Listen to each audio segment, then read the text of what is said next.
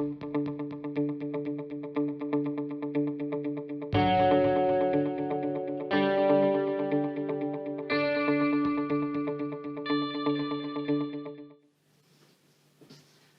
so I wanted to talk briefly about exercise intensity, especially as people are now returning to the gym after the lockdown and maybe have been working out at home or maybe haven't been working out at home. So specifically, I wanted to talk about our perceptions of exercise intensity and what that means for our training. And within that, I wanted to focus on two particular areas. So firstly, when a dancer is perhaps doing some training and has got through to the second set of the exercise, they finish the second set and it's starting to feel a little bit hard. So this is what we want. So we're at a stage where we're starting to overload the body a little bit, putting it a bit under a little bit of extra stress so it can adapt, get stronger, whatever exercise we're doing.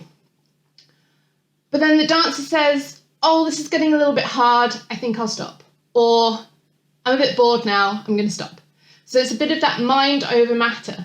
But now we're stopping the exercise before we've reached any level to progress our body. So we've stopped before there's any adaptation likely to happen in the body, and therefore we're not going to see any increase in the dancer's fitness.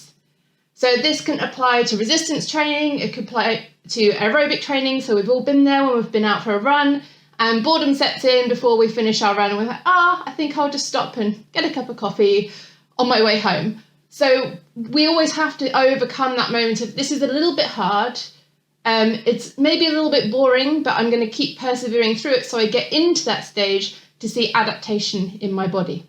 So that's one side of things.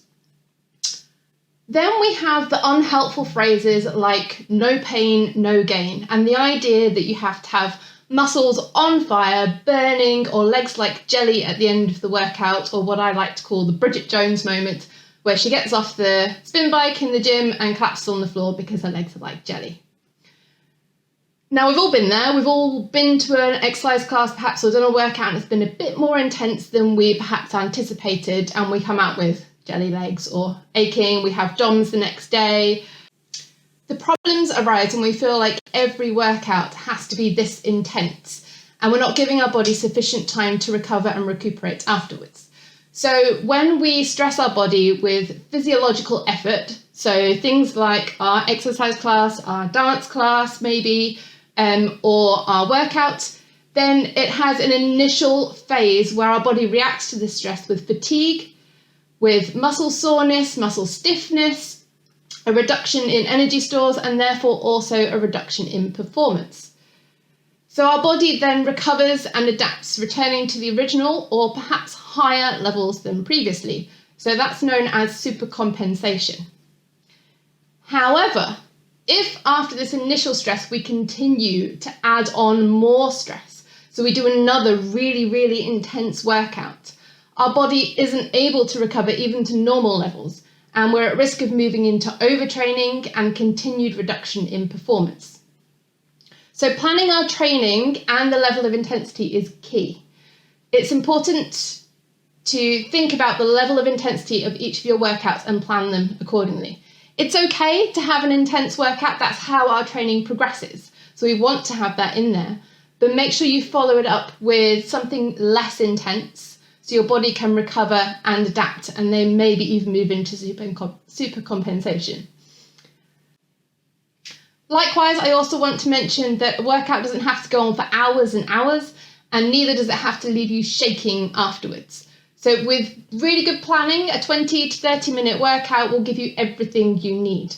So when you're planning your weekly classes, your workouts, your dance classes, have a think about how intense each of those classes or workouts are. And then might they be better off arranged in a different order throughout the week so your body has time to recover afterwards. Or maybe you reduce the intensity on one of those workouts so it fits into your week accordingly. If you're interested in this, have a look at papers and books on periodization. The general adaptation syndrome, which is what we've been talking about today, is a key foundational theory that underpins periodization and the way that we plan our training. So for more detail, I've put some books and some papers down below in the description box. Have a look at those. Some are general strength and conditioning books, others like the papers from Professor Matt Wyon, are more specific to periodization within a dance context as well. So do have a look at those as well.